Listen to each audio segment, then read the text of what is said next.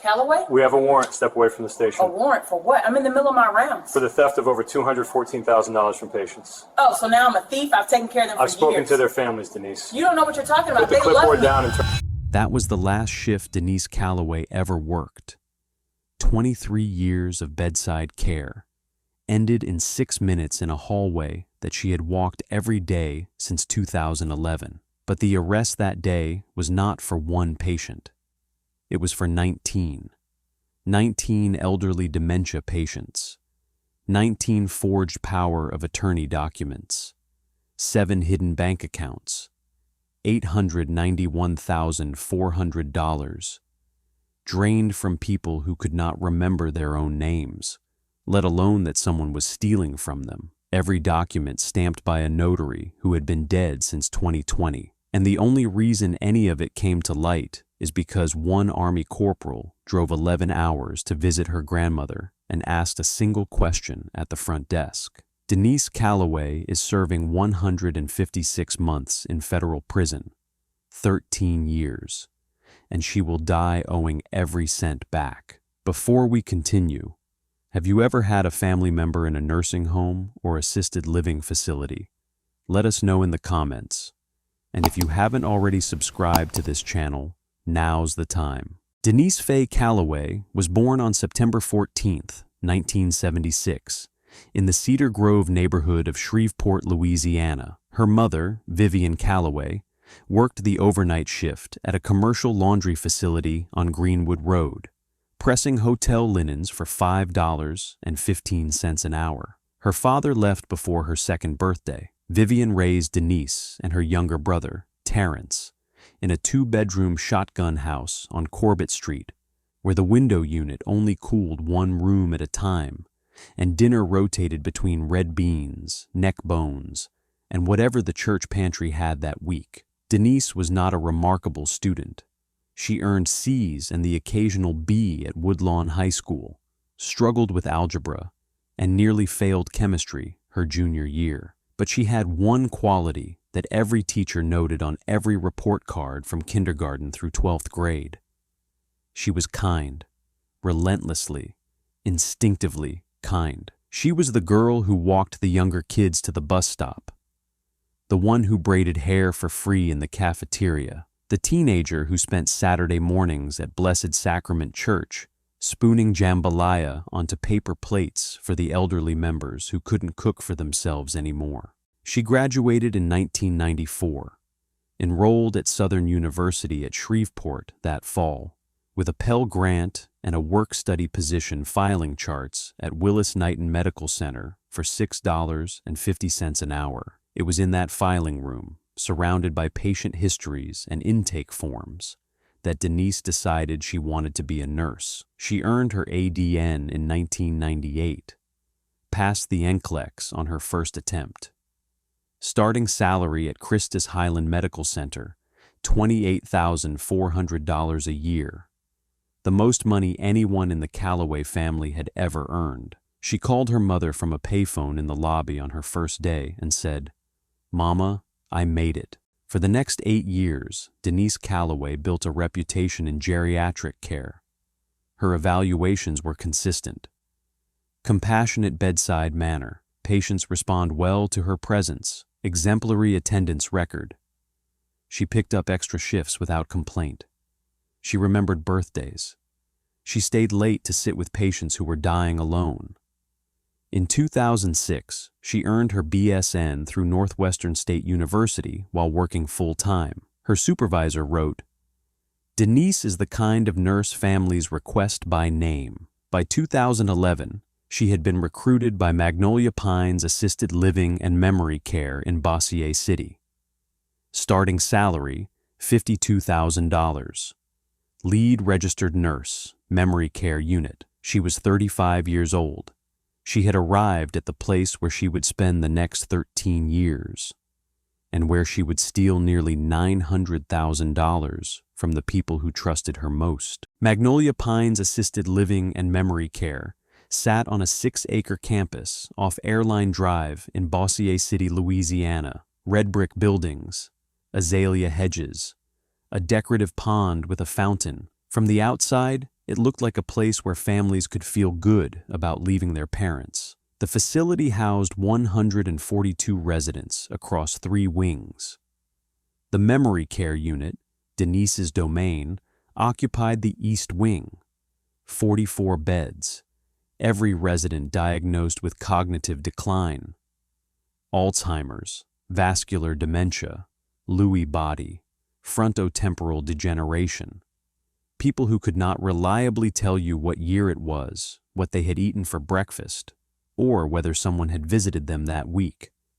That cognitive vulnerability was the foundation of everything that followed. Each resident's financial affairs are governed by a designated responsible party, a family member, guardian, or court-appointed conservator, who signs a power of attorney kept on file. The business office processes payments. Nurses and clinical staff have no role in financial matters. 0. The separation exists specifically to prevent exploitation. But Magnolia Pines had a structural problem. The business office was staffed by 2 people managing billing, insurance, and Medicaid for all 142 residents. Turnover was constant. The admin position changed hands 4 times between 2012 and 2016. Filing was backlogged. Power of attorney documents were stored in physical folders in an unlocked cabinet that clinical staff accessed regularly. No electronic document management, no audit trail, no verification protocol when financial documents were updated. The system ran on trust, and the most trusted person in that building was Denise Calloway. The first documented theft occurred on March 7, 2013. Denise accessed the file of a resident named Clarence Hadley, 81 years old, retired postal worker, advanced Alzheimer's, no living children. His only listed contact was a nephew in Houston who visited once a year at Thanksgiving. She removed Clarence's power of attorney and replaced it with one listing herself as his financial representative. The notary stamp belonged to Brenda Thibodeau Carrier, a licensed notary in Caddo Parish, and a member of Denise's church. Within 2 weeks, she had redirected Clarence's Social Security deposits, $1,847 per month, into a secondary account at Red River Credit Union on Benton Road. Over 14 months, she drained $25,858 before his nephew noticed the room had been downgraded. The nephew called, was told a new power of attorney was on file. He assumed another family member had intervened. No one investigated. Denise learned from Clarence Hadley. She refined the method. By 2015, she had targeted 4 more residents: Dorothy Fan, Eugene Lattimore, Mabel Strickland, and a woman whose family asked that her name be withheld during proceedings. Each one followed the same pattern. Each one shared 3 characteristics: advanced cognitive decline, minimal family contact, and Social Security or pension income depositing automatically into accounts that no one was monitoring. The method was deliberate. She would identify the resident during intake, study their visitor logs, wait, sometimes 6 months, sometimes a full year, until she was certain that no family member was paying close attention. Then she would swap the power of attorney, redirect the deposits, open a new account, or add a new payee, and every month the money would flow. She never took everything at once. That was the discipline that made it work. She skimmed, 1,200 here, 2,000 there, enough to fund a life that a nurse making $52,000 should not have been living, but not enough to trigger an automatic fraud alert at any single bank. She staggered the accounts across 3 credit unions and 2 regional banks. She paid her car note in cash. She renovated her kitchen with a contractor who accepted money orders. By 2018, she had expanded to 11 residents. The total was climbing past $400,000. She was buying designer handbags at Dillard's in Bossier City. She took a cruise to Cozumel. She put a down payment on a 3-bedroom house in the Ellerbay Road Estates subdivision, a neighborhood where the average home price was $310,000. Her colleagues assumed her husband had money. Denise wasn't married. She had never been married. No one at Magnolia Pines questioned Denise Calloway's lifestyle. She had been there longer than anyone except the maintenance supervisor. She trained the new hires. She organized the staff holiday parties. She was the nurse that the state inspectors asked to shadow during annual reviews because she always knew the protocols, always had the charts updated, always had a kind word for every resident on the floor. She knew which cameras had blind spots. She knew which filing cabinets were checked during audits and which ones weren't. She knew that the business office closed at 4:30 p.m. every day and that the night shift supervisor never once opened a financial file in 12 years of employment. She knew the system better than the people who built it. And every single one of her victims had dementia. Every single one. On March 19th, 2024, Corporal Anaya Broussard signed out on leave from Fort Liberty, North Carolina. She was 26 years old, Army medic, 2 deployments. She had enlisted at 18 because her grandmother, Odessa Mae Broussard, told her that serving your country was the highest thing a person could do with their life. Odessa had said the same thing to Anaya's father before he shipped to Kuwait in 1991. He came home, raised Anaya until he didn't. A heart attack at 44 in the produce aisle of a Brookshire's grocery store on Uri Drive. Anaya was 15. Odessa raised her after that.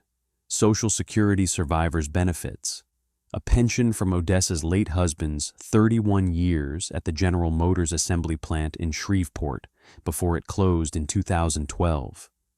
A savings account at Barksdale Federal Credit Union that Odessa had built, dollar by dollar, for decades. When Anaya deployed the second time, she set up automatic payments to Magnolia Pines for supplemental care.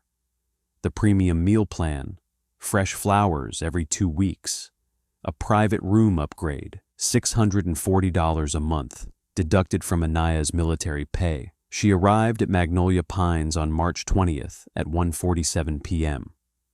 She found her grandmother in a shared room with a woman she did not know. The flowers were gone. The meal plan had been canceled. Odessa was wearing a gown with someone else's name on the tag. She weighed 103 pounds. She did not recognize Anaya. Anaya went to the front desk, asked for the financial records, asked for the power of attorney on file. The clerk printed it and slid it across the counter. The document listed Denise Faye Calloway as Odessa Mae Broussard's designated financial representative. Effective date, January 12th, 2022. Anaya had never heard that name before. She looked at the notary stamp, Brenda Thibodeau Carrier, notarized on January 12th, 2022. Anaya pulled out her phone, searched the name. Brenda Thibodeau Carrier had died on August 3rd, 2020, 19 months before the document was notarized. The power of attorney that gave Denise Calloway control of Odessa Broussard's finances had been stamped by a dead woman. Anaya called the Bossier City Police Department from the parking lot at 2:31 p.m. By 3:15, a detective was on site. By the following Monday, the case had been referred to the FBI's Shreveport field office. By April, a federal grand jury had issued subpoenas for every financial record Magnolia Pines had on file. FBI Special Agent Demetria Hollins was assigned the case on April 4th, 2024. She began with the single forged power of attorney for Odessa Broussard. Within 6 weeks, she had found 18 more. The pattern was identical across every file. A power of attorney document, filed in the residence folder, listing Denise Calloway as the designated representative. Every document notarized by Brenda Thibodeau Carrier. 14 of the 19 documents were dated after Brenda Thibodeau Carrier's death. Denise had been using a dead woman's notary stamp for over 3 years, and no one at Magnolia Pines had ever checked. Agent Hollins subpoenaed bank records from Red River Credit Union, Barksdale Federal, Citizens National, and 2 regional banks. The records revealed 7 accounts, all opened between 2013 and 2022, all listing Denise Calloway as the primary holder. The deposits mapped directly to the Social Security payment schedules of the 19 victims, dollar for dollar, month after month, for 11 years. The total, $891,400. Denise's personal finances told the rest of the story. The house on Alerby Road Estates, purchased in 2019 for $287,000 with a $40,000 cash down payment. The pearl white Lexus RX, financed in 2021, first 12 payments in cash money orders. Credit card statements showing Louis Vuitton purchases in Dallas, a 7-day Caribbean cruise, and a brokerage account at Charles Schwab containing $114,000 in index funds. A registered nurse earning $58,000 a year with no second income, no inheritance, and no spouse. Then came the text messages. Agent Hollins obtained a warrant for Denise's phone records. The messages painted a picture that the bank records alone could not. Mr. Lattimore's daughter called the front desk today asking about his account. I moved the POA to the back of the folder. She won't find it. New admit in 14B. No kids. Pension from the Army. Wife died last year. Give me 3 months. Strickland's niece stopped visiting. That's the 3rd month. Green light. I need you to run the stamp on 2 more. Same as before. I'll bring the paperwork to church Sunday. That last message was sent to a woman named Felicia Day, a fellow church member who had possession of Brenda Thibodeau Carrier's notary kit after Brenda's death. Felicia had been stamping the forged documents at Denise's request since 2020. She was not a licensed notary. She did not understand the full scope of what she was enabling. She would later cooperate fully with federal prosecutors in exchange for a reduced charge. The smoking gun was not the text messages alone. It was what agents found when they searched Denise's home on Alerby Road on May 14, 2024. In the master bedroom closet, behind a row of shoeboxes on the top shelf, agents discovered a manila envelope containing photocopies of all 19 forged power of attorney documents. Each one bore the same notary stamp, Brenda Thibodeau Carrier's, and each one listed Denise Calloway as the designated financial representative. 14 of the 19 were dated after Brenda's death. Stapled to the back of each photocopy was a printout of the corresponding victim's most recent bank statement, with the account number and routing number highlighted in yellow. She had kept copies of every single forgery, organized, labeled, filed in the same meticulous way she filed patient charts at work. 19 forged documents, 19 stolen lives, all in one envelope, on a shelf she dusted every Sunday. On May 14, 2024, at 6:52 a.m., Detective Reginald Fontenot and FBI Special Agent Demetria Hollins arrived at Magnolia Pines. Denise had clocked in at 6 a.m., same as every Tuesday for 13 years. She was at the East Wing nursing station, reviewing medication charts, when Fontenot appeared at the end of the hallway. She looked up, saw the badge, saw Agent Hollins behind him, and she smiled. "Can I help you?" she said, setting the chart down slowly. "Denise Calloway," Detective Fontenot said. "We have a warrant for your arrest." She didn't flinch. She tilted her head. "For what, exactly?" 19 counts of financial exploitation of the elderly, 19 counts of forgery, wire fraud, mail fraud, identity theft. She let out a breath through her nose, crossed her arms, looked past Fontenot at Agent Hollins. "You must have the wrong person. I've been taking care of these people for 13 years. Ask anyone here." "We've asked," Agent Holland said. "We've also been through your closet."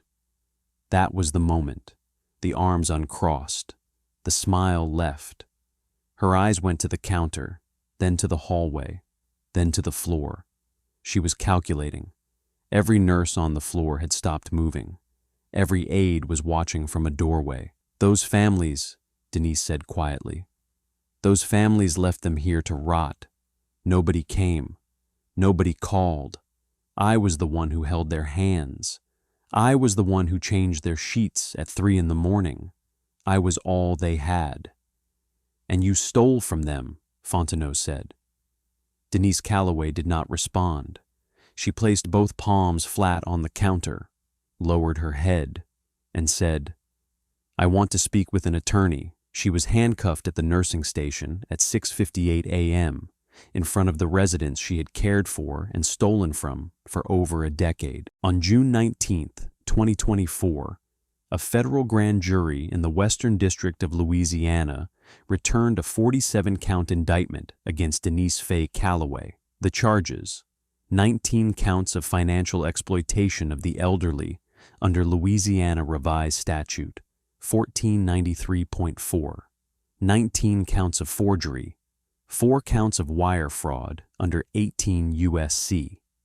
Section 1343, 3 counts of mail fraud under 18 U.S.C. Section 1341, and 2 counts of aggravated identity theft under 18 U.S.C. Section 1028A. A separate indictment charged Felicia Day with 1 count of conspiracy and 4 counts of forgery. Day entered a cooperation agreement within 3 weeks. Denise's defense attorney, Nolan Thibodeau, filed a motion to suppress the forged documents found in her home, arguing the warrant was overly broad. Judge Harold Millsap denied it in a 4-page ruling. A motion to sever charges into individual trials, denied. A motion for change of venue, denied. The trial began on September 9th, 2024, in the federal courthouse on Fannin Street in Shreveport. It lasted 11 days. A USA Patricia Kwan called 31 witnesses, 15 family members, 4 Magnolia Pines employees, 3 bank officials, 2 forensic accountants. Agent Hollins testified for 6 hours across 2 days. The manila envelope and its contents were entered as Government Exhibit 1. Corporal Anaya Broussard testified on September 14th. She described finding her grandmother 22 pounds lighter in a shared room, wearing another patient's gown. She described the moment she saw a stranger's name on the power of attorney. She described searching for the notary's name and finding an obituary. "I served 2 tours overseas protecting people I never met," Anaya said. "And while I was gone, this woman was robbing the person I love most in the world. A woman who can't even remember my name anymore. And she knew that. She counted on that." The family of Eugene Lattimore, a 91-year-old Korean War veteran whose $34,000 in savings had been drained, submitted a written statement. "Our father served this country for 22 years. He survived combat. He survived losing his wife. He did not survive the betrayal of the woman he called his angel. He died believing someone was taking care of him. No one was." The defense called 3 character witnesses: a pastor, a former colleague, and Denise's brother. All testified she was a good person. None could explain the forged documents in her closet. On September 20th, 2024, the jury returned a verdict in 4 hours and 12 minutes, guilty on all 47 counts.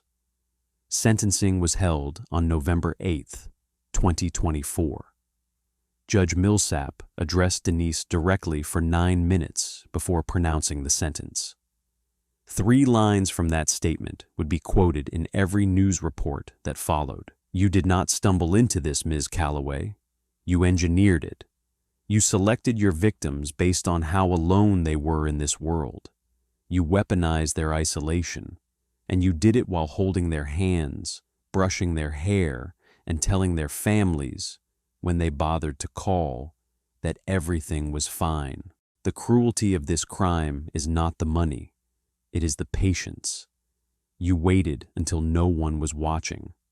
You forged documents using the stamp of a dead woman, and you filed copies in your own closet as if they were tax returns. You are sentenced to 156 months in federal custody, to be followed by 3 years of supervised release. You are ordered to pay restitution in the amount of $891,400, and you are permanently barred from employment in any healthcare, caregiving, or fiduciary capacity for the remainder of your life. Denise Calloway was remanded immediately. She was transported to FMC Carswell in Fort Worth, Texas, a federal medical center that houses female inmates. Bureau of Prisons records list her projected release date as March 2037. She will be 60 years old. 11 years. 19 victims. $891,400. 19 forged documents stamped by a dead notary, filed neatly in a closet on a shelf she dusted every Sunday. She knew they couldn't remember. She knew no one was watching. She knew the system was broken. She just didn't know about the granddaughter. That level of betrayal stays with you. But the case on your screen right now, it makes this one look like a warm-up.